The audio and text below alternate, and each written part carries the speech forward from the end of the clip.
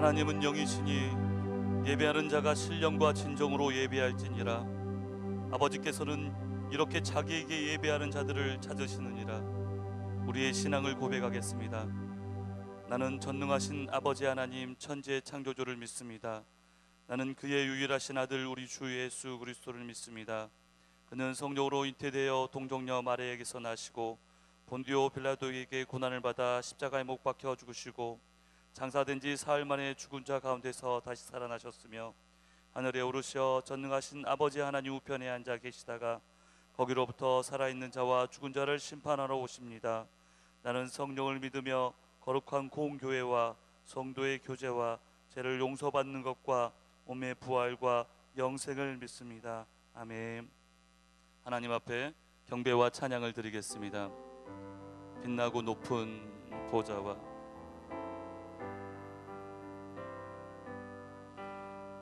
빛나고 높은 보좌와 그 위에 앉으신 주 예수 얼굴 영광이 해같이 빛나네. 해같이 빛나네. 지극히 높은 위엄과 한없는 자비를 무천사 소리 모아서 늘 찬송 드리네. 늘 찬송 드리네. 영죽을 나를 살리려 그 영광 버리고 그 부끄러운 십자가 날 위해 지셨네. 나 이제 지셨네. 나 이제 생명 있으는 주님의 은사요. 저상과 권세 이기는 큰 기쁨 넘치네. 큰 기쁨 넘치네. 주님의 보좌 있는데 주님의 보좌 있는데 천한 몸 이르러 그 영광 몸소 배울 때 내 기쁨 넘치리. 내 기쁨 넘치리.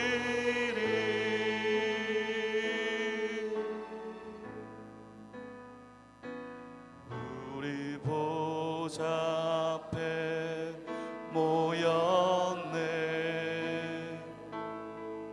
함께 주를 찬양하며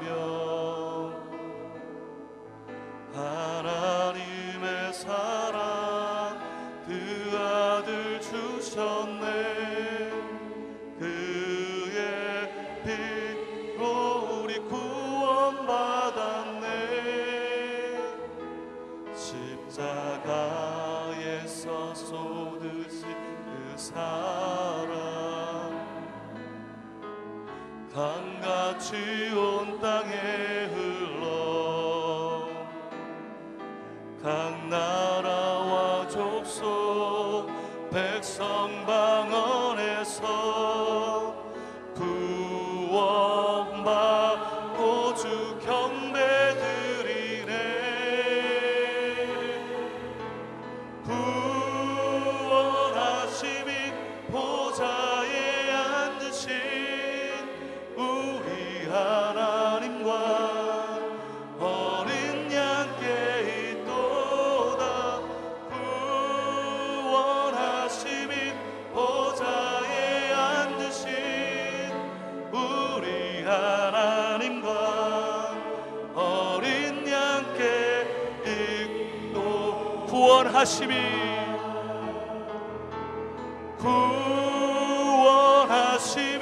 보좌에 앉으신 우리 하나님과 어린 양께 있도다. 구원하심이 보좌에 앉으신 우리 하나님과 어린 양께. 한 번 더 고백합니다. 구원하심이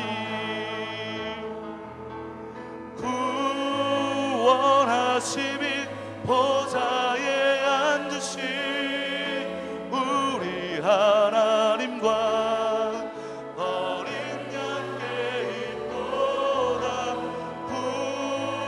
구원하심이 보좌에 앉으신 우리 하나님과 어린 양께 있도다.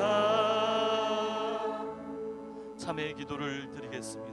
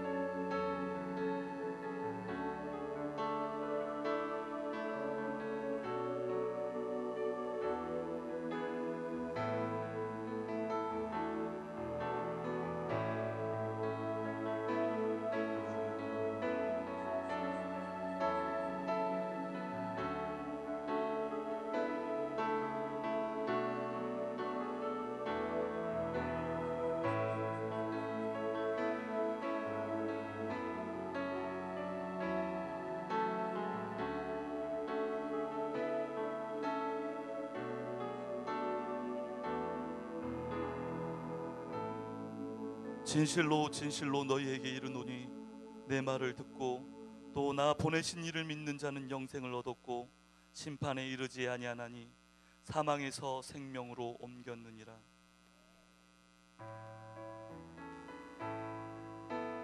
너 시험을 당해 범죄치 말고 너 용기를 다해 못 물리쳐라. 너 시험을 이겨 회개를 얻고 주 예수를 믿어 늘 승리하라. 우리 구주의 힘과 그의 위로를 빌라. 주님 내 편에 서서 항상 도우시리. 내 친구를 삼가 잘 선택하고 너 어렉을 삼가 늘 조심하라. 너 열심을 다해 늘 충성하고 온 정성을 다해 주 봉사하라. 우리 구주의 힘과 그의 위로를 빌라. 서서 항상 도우시리.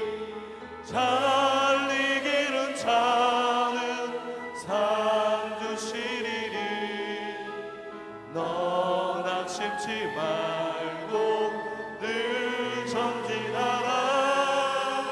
내 구세주 예수 힘 주시리니 주 예수를 믿어 늘 승리하라. 우리 구주의 힘과 그의 위로를 빌라. 주님 내 편에 서서 항상 우리 구주의 힘과 그의 위로를 빌라. 주님 내 편에 서서 항상 도우시리.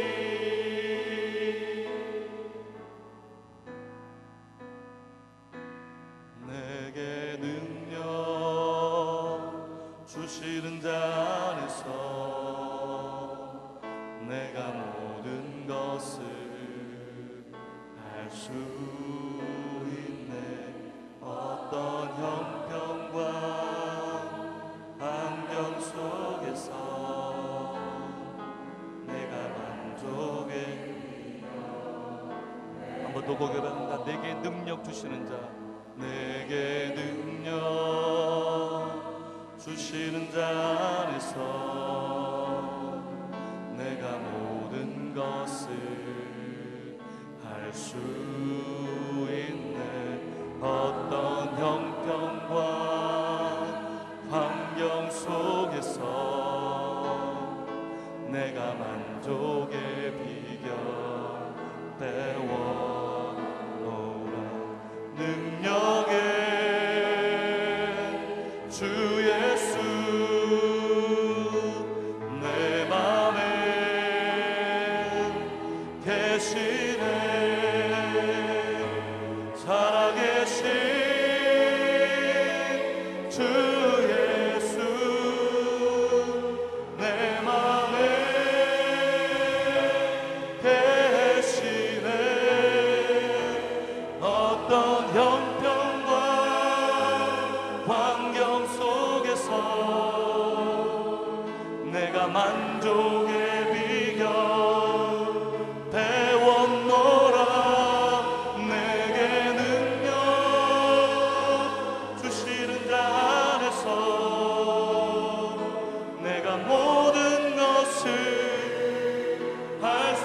능력의 주 예수 능력의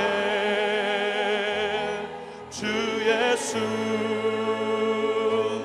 내 맘에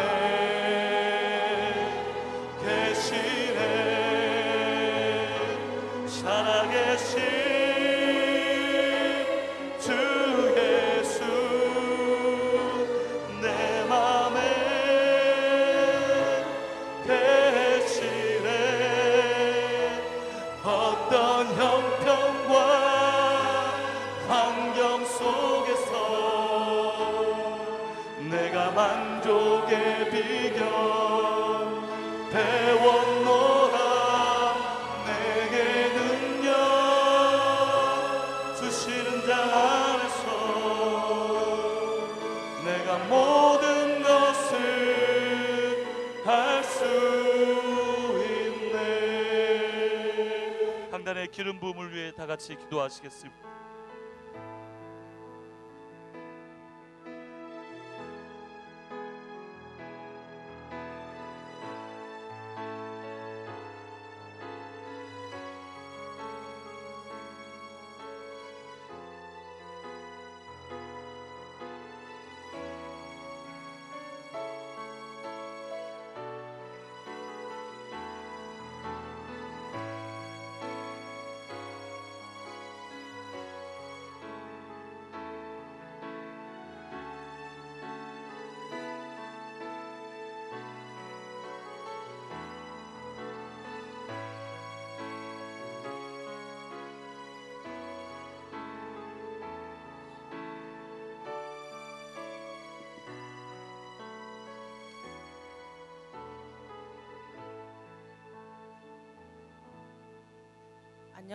안녕하세요. A-5 목장 장정현 이영신 집사님 목장 전정란 집사입니다. 2002년 아들이 안혜자 집사님의 전도로 광산교회에 다니게 되었고, 저는 2002년도에 아들이 초등학교 2학년 때 온 가족이 교회를 다녀야 복을 받는다는 말씀을 듣고 같이 교회에 가자고 했습니다. 어려운 일도 아닌데 같이 가자 하여 광산교회에 둘째인 딸과 같이 나오게 되었습니다. 가족 셋이 교회에 다니게 되었고, 항상 남편 구원 기도를 했습니다. 그러던 중 몇 년 전부터 입양에 대해 가족 회의를 한 후 셋째 딸을 2011년도에 입양했습니다. 딸을 입양하면서 남편도 교회에 나오게 되었고, 알파와 세례 교회까지 받아 너무 기뻤고, 모두 하나님의 은혜입니다. 그 이후 2016년 11월에 넷째를 입양해 일남 삼녀를 두게 되었습니다. 친하게 지내던 어린이집 원장님 부부를 작년 7월에 전도했습니다. 어느 토요일에 남편이 원장님 부부 교회 가게 전화해봐 하시더라고요. 미리 이야기해 두었구나 생각하여 일요일에 교회 같이 가자고 전화 드렸습니다. 원장님 부부께서 이번 주는 쉬고 다음 주부터 나오겠다고 했습니다. 일주일 후에 다시 권면했더니 주일에 정말 교회에 나왔습니다. 부부는 새신자 교육도 성실히 임하였으며, 남편분은 작년 겨울 세례 교육을 받고 세례도 받았습니다. 나중에 알고 보니 남편은 그 부부께 따로 전화를 안 했더라고요. 얼마나 놀라운 일인지 이 또한 하나님께서 예비하신 일입니다. 부부끼리 식사할 때면 하나님을 믿어야 하는 이유를 이야기하는 저를 발견했습니다. 이 부부를 전도 후 저의 믿음 생활이 더욱 달라졌습니다.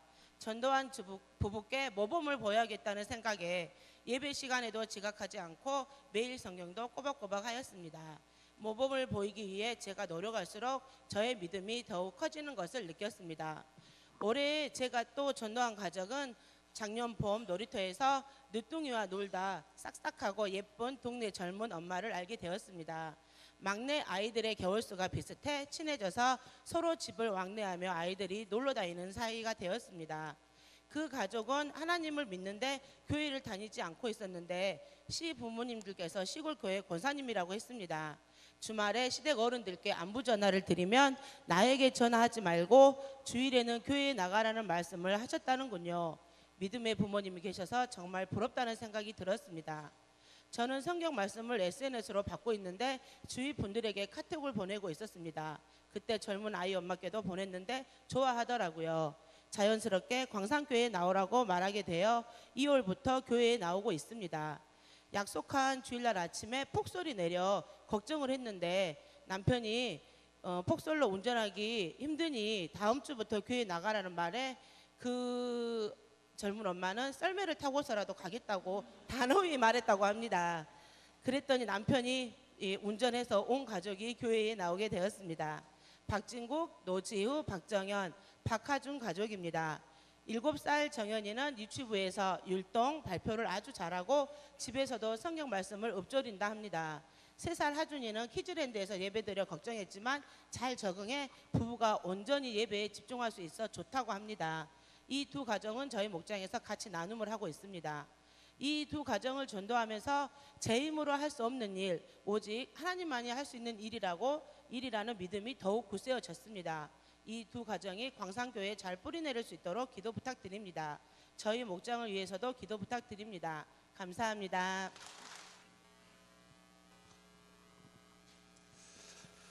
주님의 평화가 여러분과 함께.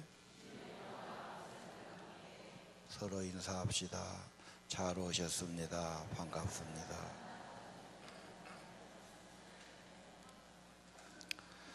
우리 오늘 말씀은 다니엘서 1장 17절에서 21절입니다. 함께 봉독합시다.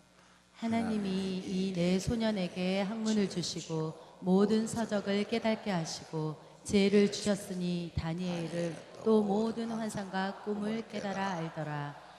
왕이 말한 대로 그들을 불러들일 기한이 찼으므로 환관장이 그들을 느부갓네살 앞으로 데리고 가니 왕이 그들과 말하여 보매 무리 중에 다니엘과 하나냐와 미사엘과 아사랴와 같은 자가 없으므로 그들을 왕 앞에 서게 하고 왕이 그들에게 모든 일을 묻는 중에 그 지혜와 총명이 온 나라 박수와 술객보다 10배나 나은 줄을 아니라. 다니엘은 고레스 원년까지 있으니라. 아멘. 오늘 망한 집, 망한 나라, 거기에 희망을 준 다니엘을 볼 수 있습니다. 다니엘의 축복은 지혜지요, 현명하다. 그래서 하나님이신 지혜를 받았기에 면접하고 평가해 보니까 다른 사람보다 10배나 더했다. 오늘 본문이 그러지요. 예. 오늘 17절 다시 한번 보겠어요. 하나님이 주셨다. 본문이 그렇게 됐죠. 하나님이 내 소년에게 지혜를 주셨다.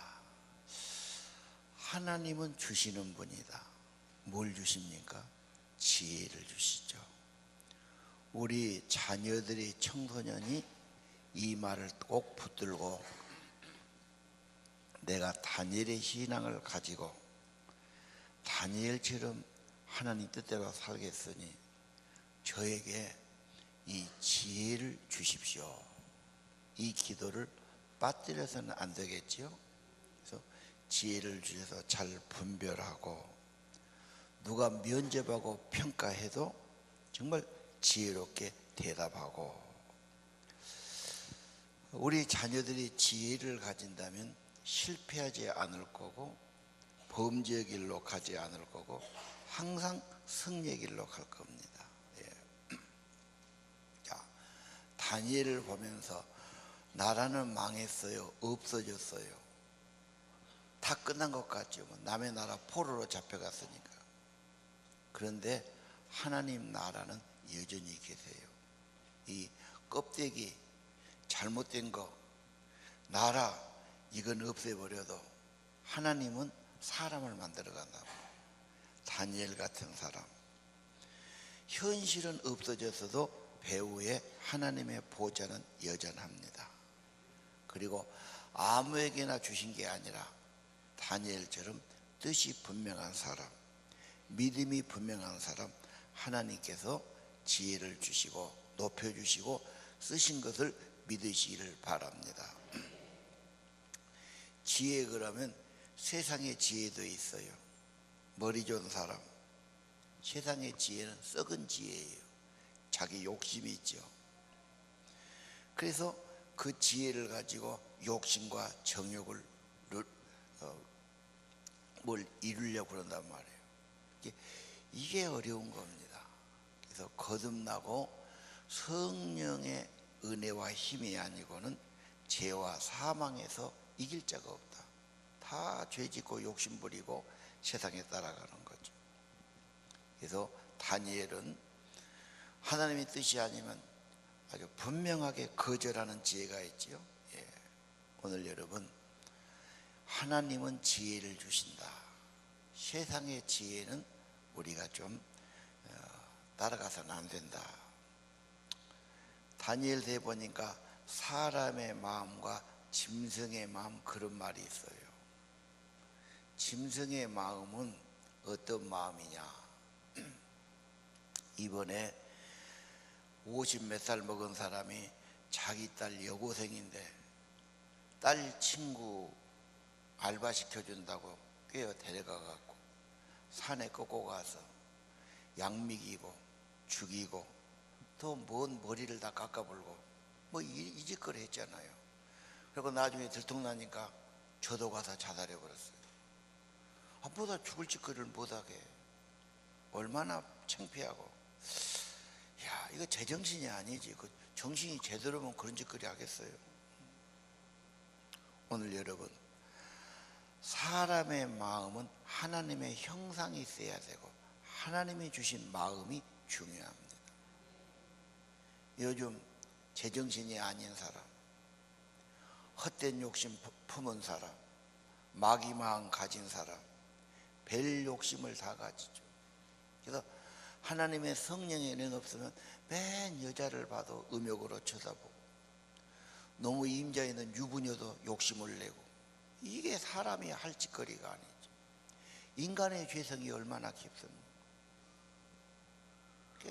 참 여름철에는 옷도 다 이렇게 막 노출령을 입고 말이죠. 남자들에게 어떤 유혹을 주는 그런 계절이에요. 보이지 않는 세계지만 마음의 세계, 정신의 세계는 정말 음욕과 정욕과 탐욕과 죄악이 확 들어있거든요. 이걸 어떻게 이깁니까?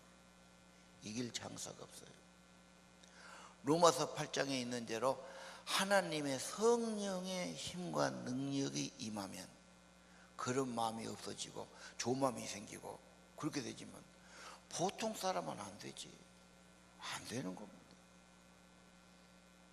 수없는 젊은이들이 이런 야동에 빠지고 음란에 빠지고 죄에 빠지고 현실이 그걸 어떻게 우리가 부인하겠어요?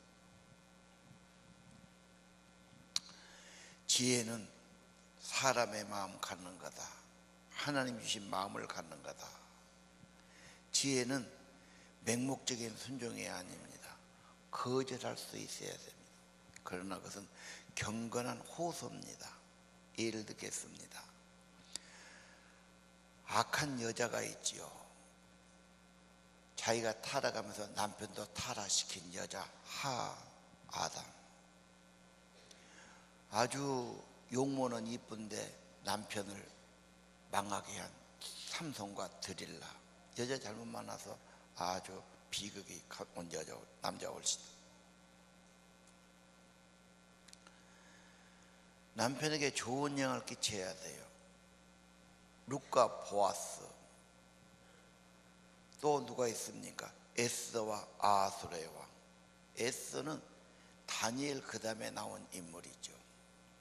근데 임금님을 잘 이렇게 해가지고 임금도 좋게 만들고 자기 백성을 살리는 지혜로운 여자. 오늘 어떻게 하면 지혜로운 사람이 될까? 하나님께 받아야 되겠죠. 그래서 저는 우리 청소년들은 계속해서 다니엘서에 하나님이 내 소년에게 지혜를 주셨다. 하나님 지혜 은사를 주세요. 지혜가 제일 중요합니다. 지혜를 주시면 내가 판단을 바르게 하겠습니다. 그렇죠. 지혜를 주시면 내가 일을 바르게 처리하겠습니다. 앞일을 내다보며 가겠습니다. 어리석은 결정하지 않겠습니다. 무엇을 준 것보다 지혜가 중요합니다. 공부도 지혜가 있으면 잘하지요. 대답도 지혜가 있으면 잘하지요. 지혜는 아는 것하고 다르지요. 현명하고 무슨 일을 잘 처리할 수 있는 사람이랍니다. 지혜의 은사를 구해야 됩니다. 내가 우리 직원들한테 그래요. 새벽기도 때 뭔 기도하냐? 하나님께서 지혜를 달라고 지혜의 은사 달라고 기도해라. 무슨 일을 하든지 어느 자리에 있든지 축복이 되려면 지혜의 은사가 있어야 합니다. 지혜를 구해라. 얼른 안 된 것 같지만 하여간 기도는 없어지지 않으니까 하나님 지혜를 주세요. 지혜의 은사를 내려주세요. 자꾸 기도해라. 일할 때도 기도하고 아침에 일어날 때도 기도하고 사업하신 분도 기도하고 사람을 쓸 때도 기도하고. 그렇죠. 우리가 말 한마디 생각하는 것 실수하면 안 되지 않습니까? 안 할 짓거리 하면 안 되지. 지혜가 굉장히 중요합니다. 하나님은 주셨습니다. 하나님은 또 주실 수 있습니다. 하나님의 지혜를 구하기를 바랍니다. 안 되니까 포기해요. 포기하지 마세요. 안 되면 회개하세요. 안 되면 믿음 달라세요. 안 되면 기도하세요. 이건 결코 포기할 일이 아닙니다. 계속 구해야 됩니다. 그래야 지혜로운 엄마가 되고 지혜로운 아내가 됩니다. 지혜로운 아내는 계속 성장해요. 그래 남편도 성장시키고 자기도 사모님이 되지. 자기는 밥이나 해주고 자기는 발전도 안 하고 지혜도 없고 사모님이 될 수가 없어요. 그런 사람 남편이 잘 될 수도 없지요. 여자도 지혜로워야 됩니다. 남자는 더 중요하지요. 뭔 일을 하려니까, 사람을 만나니까, 사업을 하려니까 지혜롭게 해야 되죠. 안 할 소리하고 안 할 짓거리하고 잘못하고 어떻게 그걸 많이 하겠어요? 지혜의 근본은 하나님이십니다. 지혜는 하나님의 말씀입니다. 하나님 자체가 지혜지요. 그분의 말씀이 지혜입니다. 그래서 학가다라도 계속 하십시오. 머리가 맑아지고 마음이 편안해지고 지혜의 은사가 임하는 겁니다. 기도가 지혜입니다. 성령의 감동이니까요. 하나님이 성령으로 내 마음을 주관해 주시니까요. 그래야 사람의 마음이 돼요. 하나님이 간섭 안 하면 인간은 죄의 뿌리가 깊어요. 짐승의 마음이 돼요. 요셉의 지혜, 모세의 지혜를 보세요. 다 위기 때 하나님이 주셨어요. 나는 망했다. 지금 그런 사람이 다니엘이에요. 집도 절도 없다. 포로로 잡혀갔어요. 뭐가 있어요? 아무것도 없지. 망한 집이지. 하나님은 망하지 않았어요. 하나님은 배후에 계세요. 하나님은 잘못된 것을 지금 없애버리고 새로운 것을 만드십니다. 그래서 다니엘은 기도한 겁니다. 위기 때 은혜를 더 주십니다. 하나님께 예배도 지혜입니다. 머리를 숙이고 하나님 뜻을 받들고 자기를 부인하고, 여러분 지혜로운 사람들이 되시기를 바랍니다. 그 사람의 한마디, 그 사람의 결정, 그 지혜로운 가장, 지혜로운 상사, 지혜로운 사장님, 아주 좋은 것입니다. 계속 구하십시오. 절대 포기하지 마십시오. 성령 자체가 지혜입니다. 하나님이 지혜입니다. 오늘 그 중에 지혜는 권세를 아는 겁니다. 엄청난 나라들이 일어나죠. 바벨론이 일어나고 페르시아가 일어나고, 그렇죠. 헬라가 나오고 로마가 나오고. 근데 하나님은 나중에 다 망하고 인간 나라는 하나님의 나라, 그리스도의 나라, 태산 같은 나라. 근데 그 나라는 영원한 나라예요. 없어지지 않아. 바꿔지지도 않아요. 그 나라는 영원하고 영원한 나라입니다. 다니엘서 특징이 그래요. 그리스도의 나라, 하나님의 나라는 보좌가 변치 않고 그 나라는 영원하고 영원한 나라다. 여러분, 이스라엘이 왜 망합니까? 하나님의 주권을 소홀히 하고, 우리가 살려면 우선 눈에 보이는 애굽하고 힘을 잡아야 돼. 아니다, 아수르 힘 잡아야 돼. 아니다, 바벨론 파다. 조정이 나눠져요. 지도자들이 저희들끼리 하나가 안 돼요. 그리고 또 우상을 따라가요. 세상 따라가요. 야, 그 나라가 결국은 힘을 잃고 무너지게 된 겁니다. 여러분, 다니엘 2장 20절에 보면 다니엘의 꿈 해석 있죠? 영원부터 영원까지 하나님 이름을 찬송할 것은 지혜와 능력이 하나님께 있음이로다. 하나님은 영원히 계세요.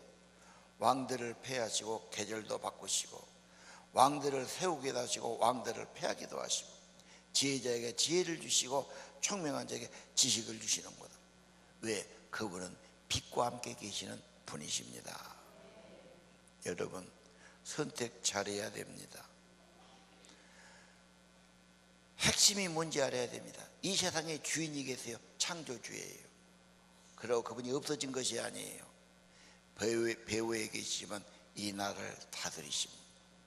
하늘의 보좌는 영원하십니다. 영원히 그분이 통치하고 계십니다. 그래서 다니엘은 하나님의 통치를 받고 하나님의 뜻이 아니면 안 됩니다. 아니요, 거절하는 용기를 가졌어요. 이게 지혜입니다. 다니엘 2장 44절 한번 다 같이 읽어보겠습니다. 시작. 이 여러 왕들의 시대에 하늘의 하나님이 한 나를 세우시리니 이것은 영원히 망하지도 아니할 것이요 그 국권이 다른 백성에게로 돌아가지도 아니할 것이요 도리어 이 모든 나라를 쳐서 멸망시키고 영원히 설 것이라. 아멘. 뭐가 진짜고 뭐가 영원하고 뭐가 참된지를 알아야 되지요. 하나님만이 자존하시고 영원히 계시고 태초에 천지를 창조하신 분이고 이 우주의 근본이고 그분이 지금도 보좌에 계시고 그분이 통치하시고 그분 나라는 망하지 않아요. 누구한테 가는 것도 아니에요. 그 나라는 영원히 설 것이다. 이게 지혜입니다. 지혜로운 사람은 사람을 분별하고 저 사람은 친해야 되겠다. 저분에게는 내가 잘해. 이거 지혜롭죠. 지혜 없는 것은 꼭 안 될 사람, 망할 사람, 이상한 사람 가까이 하다가 같이 물들고 같이 무너지는 겁니다. 분별해야 되죠. 오늘 이스라엘이 왜 망했냐? 아까 말했죠. 우왕좌왕 하다가 하나님을 무시하고 안 보인다고 그냥 세상 우상 따라가다가 신명기에 분명히 이러면 망한다고 분명히 28장 말했는데 무시하다가 그대로 망한 거예요. 오늘 저는 조선이 망한 걸 좀 이야기하려고 그래요.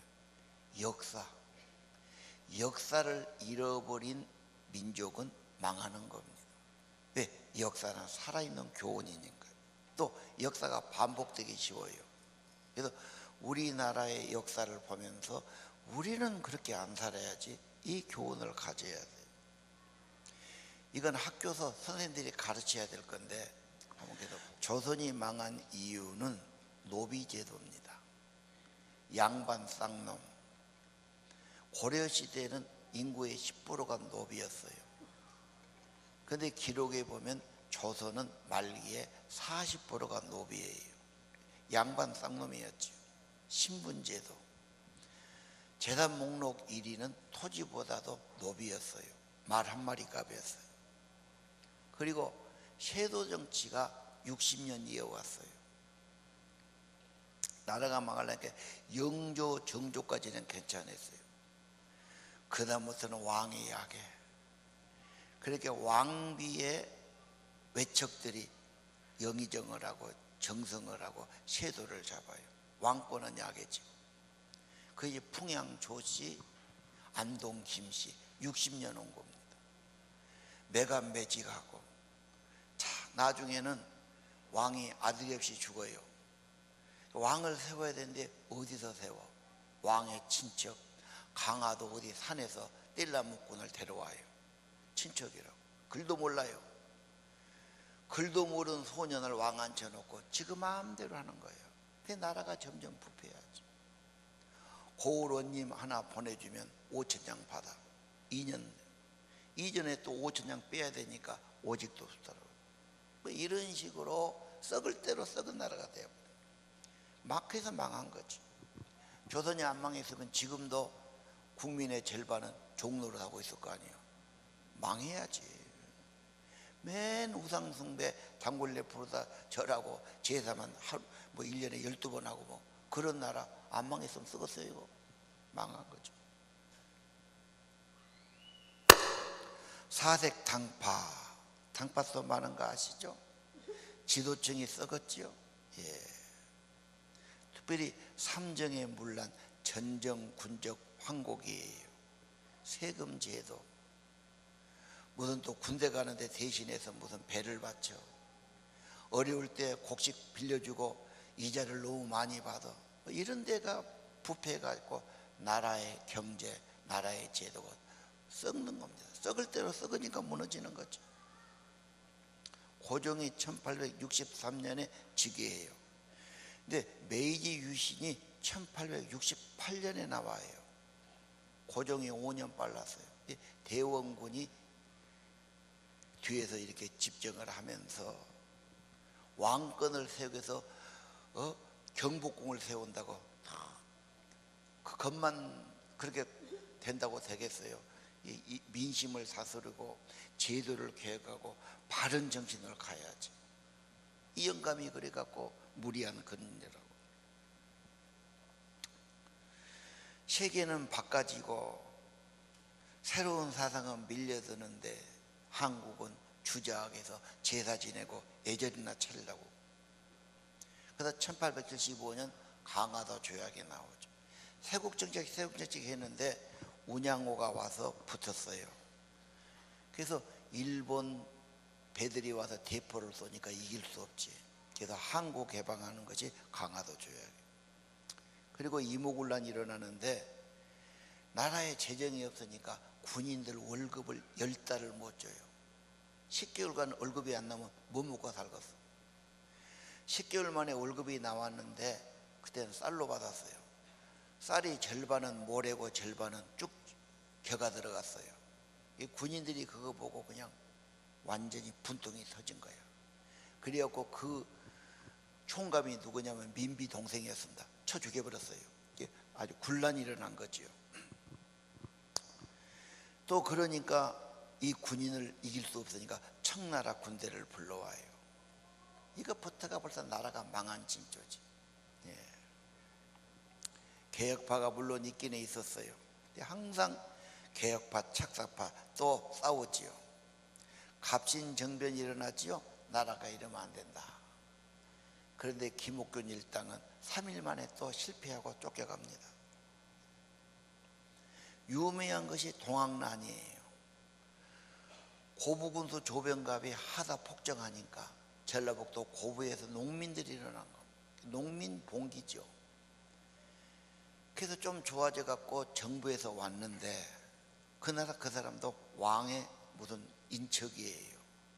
잘 달래고 국민들의 말 다독거리고 받아들여야 되는데 그냥 밀어붙이니까 제2차 농민난이 일어난 겁니다. 그 수가 10만 명이 넘거든. 나라에 무슨 돈 있고 군대가 있어 이기지 못하니까 또 청나라를 불러요. 그 외국 군대 갔다가 우리 농민 죽이려고. 그것부터가 썩은 정신이지. 그러니까 일본하고 또 조약이 맺었어요. 한국 싸우니까. 청나라면 우리도 자동적으로 개입한다. 두 나라가 다 들어왔어요. 그래갖고 동학난 한 다음에 두 세력이 한국에서 있으니까 부딪혀갖고 청일 전쟁이 일어난 거예요. 일본이 이겨요. 신식 무기이기 때문에.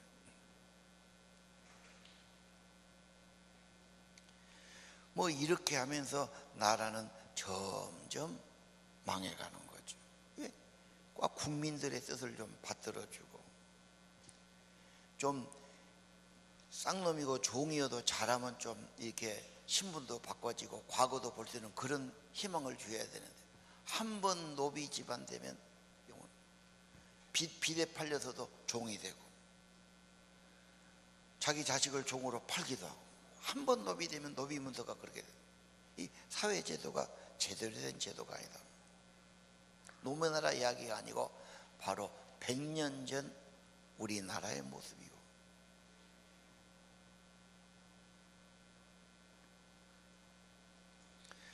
그래서 나중에 을미사변이 일어나는데 명성황후를 궁전 안에서 죽입니다.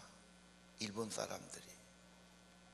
얼마나 우리나라는 힘이 없고 군대가 없고 지킨 사람에서는 왕의 궁전도 못 지키고 일본 놈이 들어가지고 왜?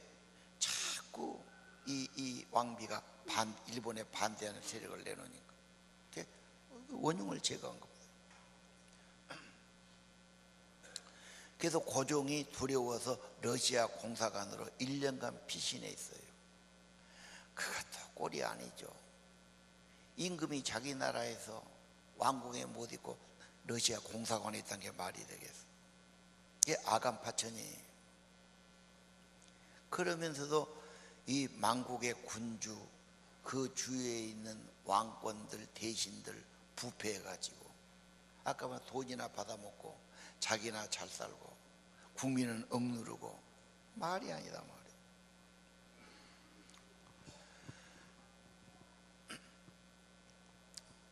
청나라가 망하고 대한제국 칭호를 해요. 말만 황제면 못합니까? 힘이 하나도 없는데. 그때 1897년 8년 그때 미국 선교사들이 광주에 와요. 목포에 오고 그때입니다. 제일 먼저 온 것이 우리 교회 지어놓은 그 자리, 인객교회 자리예요. 그 현판식을 우리가 붙여놨죠. 예수 정신이 오고 신사소지요. 사람을 사랑하고 힘 있는 자가 섬기고 도와주고, 이 정신이 이 땅에 왔다면 이 땅은 좋아졌을 거예요. 사람 정신이 중요해요. 뭔가 이 예수 정신이 들어야 돼요. 그래도 한국이 이만큼이나 된 것은 아마 기독교의 뿌리가 그런 대로 내렸기 때문이라고 저는 믿어요.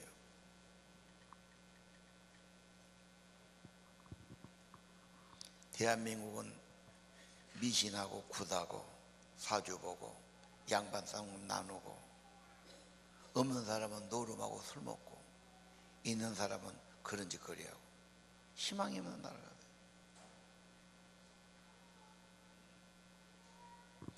고종임금도 줏대가 없어요. 친일파를 싫어했다가 친일파를 또 대신으로 앉혔다가 우왕좌왕하죠. 그때 유명한 사람이 이완용이 올시다. 이완용이가 글씨도 잘 쓰고 공부도 잘하고 과거에 급제했고 미국 공사도 했고 독립협회 회장도 했고 러시아도 친하고 항상 힘 있는 데 붙었어요. 나중에 일본에 붙어요. 러시아도 전쟁을 이기지요, 일본이. 그러면서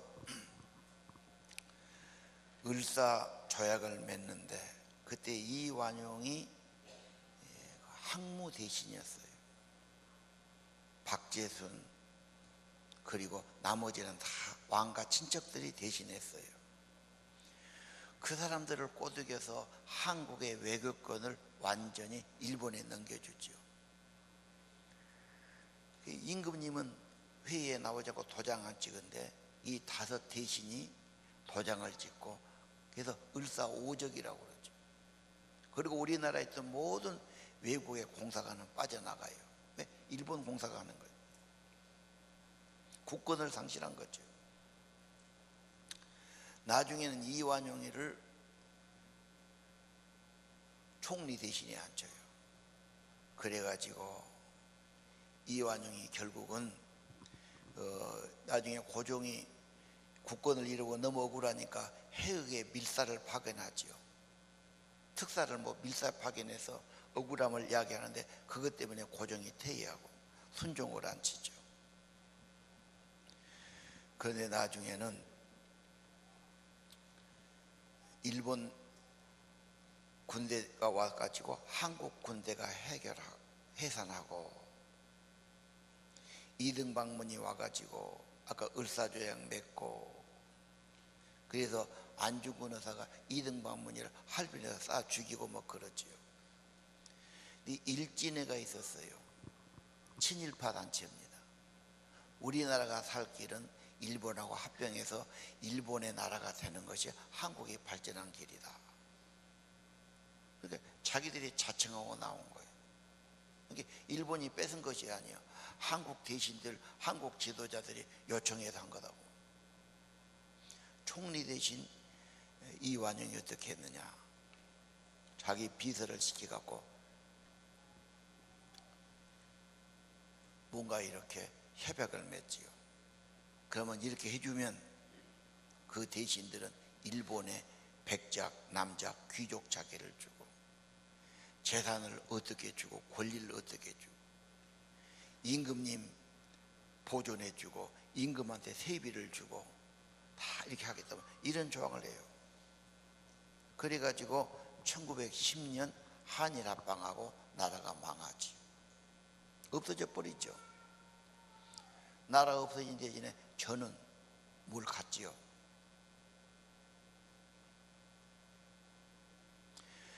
그래서 20년 더 살다가 1926년에 이완용이 죽습니다. 그런데 이완용이 죽은 다음에 하다 이완용 욕을 하니까 자손들이 이 땅에 살 수가 없어. 카나다로 이민 가버려요. 이한용이 무덤도 놔도 왜? 다 욕하니까 지그들이 무덤 파서 무덤 없애버려. 여러분, 그게 잘 산 겁니까? 십몇 년 후에 한국이 해방돼 버려요. 망고역적 수치스러운 인생이죠. 지혜 없는 겁니다. 왜 이렇게 지금 제가 말씀드립니까? 뭔가 자기 유익을 위해서 나라를 팔아먹고, 반면에 그것 때문에 울분해서 자결한 사람들, 독립군이 된 사람들, 독립운동하기도, 특히 호남 지방에서 의병이 엄청 나왔습니다. 일본은 완전히 헌병이 경찰돼 갖고 다 잡아 죽이고 말이지. 그래서 그 사람들이 만주로 상해로 피난 가는 거 여러분이 더 잘 알 겁니다. 왜 이렇습니까? 뭔가 원칙이 있어야 돼요. 지조가 있어야 돼요. 이게 없었어요. 다니엘은 원칙이 있어요. 하나님 뜻을 따른다는 거예요. 신사참배는 거부해요. 우상 앞에 절도 거부해요. 여러분, 하나님만이 진리요 창조주요 영원한 보좌에 계신 것을 믿어야 돼요. 그분이 오라요. 그분 뜻을 따르는 것이 지혜예요. 누가 뭐라 해도 따라가지 마십시오. 공산당에 들어왔지요. 이론이 좋아요.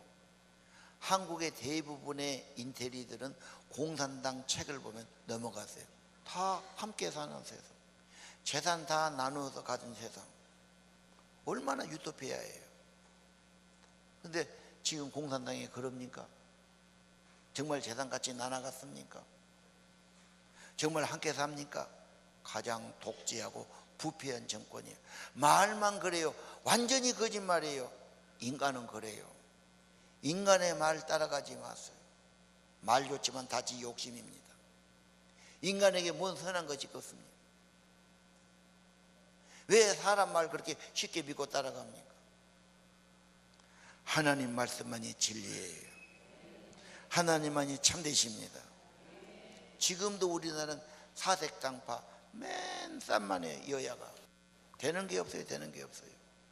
가진 사람은 대한민국에 돈 벌게, 대한민국을 위해서 더 봉사해야 되는데, 가진 놈은 개부리고 갑질하고 있고, 돈 있는 놈은 외국 나가 불고, 이게 나라가 되는 꼴입니까?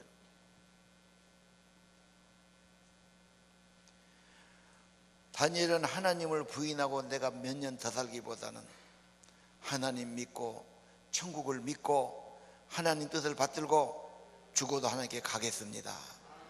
죽어도 우상 앞에 절하네요. 이것이 다니엘과 그 친구들의 신앙 고백입니다. 다니엘 3장 28절을 보십시오.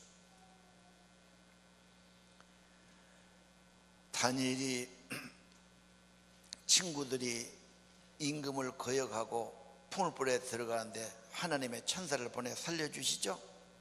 그래서 임금이 고백해요. 하나님을 찬송한다. 다른 신을 섬기지 않고 절하지 않은 종들을 구원했다. 조들을 내린다. 하나님께 경솔히 말하는 자는 그 몸을 쪼개고 그 집을 걸음토로 삼을 것이다. 구원하는 신은 다른 신이 없도다. 하나님이 살아계심을 나타내 주신 겁니다. 여러분, 새 나라는 정신이 새로워져야 돼요. 기준이 새로워져야 돼요. 예수님이세요. 신사도예요. 가졌지만 섬깁니다. 능력 있지만 사랑하십니다. 약한 자를 위해서 씁니다. 정말 신사도지요. 이것이 예수 정신입니다. 누가 뭐래도 예수 정신으로 살기를 원합니다. 망했어요. 어려워요. 정신 똑바로 차립니다. 그리고 기도합니다. 그리고 지혜를 구합니다. 그리고 바른 길을 분명히 걸어갑니다. 아닌 건 아닙니다. 하나님의 뜻을 쫓아갑니다. 일심으로 하나님은 기쁘게 합니다. 다니엘의 승리가 우리의 승리가 되기를 바라고요. 다니엘의 지혜가 우리의 지혜가 되기를 바라고요. 하나님 나라가 우리나라에 이루어지기를 바랍니다. 찬양 드리겠습니다. 너 시험을 당해 범죄치 말아라.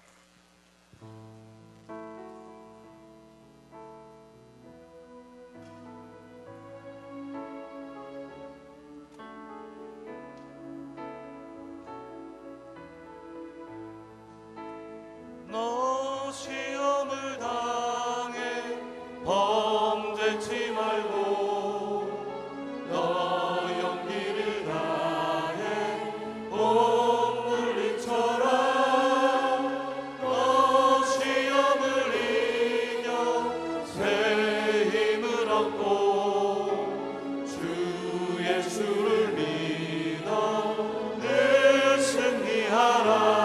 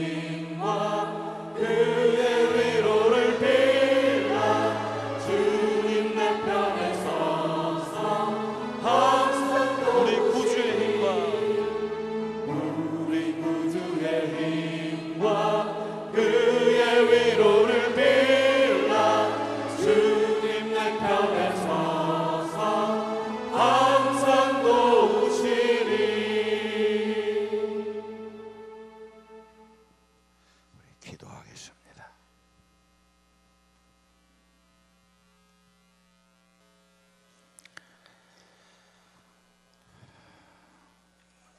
하나님 아버지, 나라가 망하고 포로가 돼 끌려가고 그런 비참한 환경에서도 하나님은 믿음의 사람을 축복하시고 지혜의 은사를 주시고 하나님을 나타내게 하시고 하나님이 증거되게 하시고 하나님 나라를 다시 세워가신 것을 보았습니다.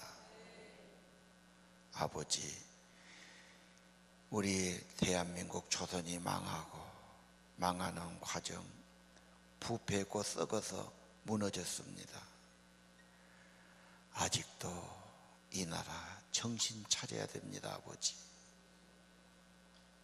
가진 자가 정신 차려야 되고 관리들이 정신 차려야 되고 지도층이 정신 차려야 됩니다.